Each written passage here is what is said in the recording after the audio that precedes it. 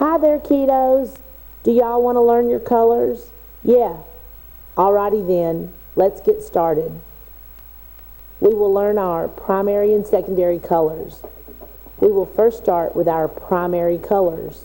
There are 3 primary colors, and they are red, yellow, and blue. Let's start with red. What things are colored red? That's right.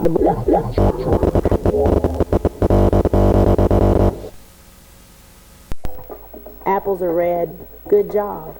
Now yellow, what things are yellow? That's right, lemons are yellow. Good job. Now blue, what things are blue? That's right, the sky's blue. Good job.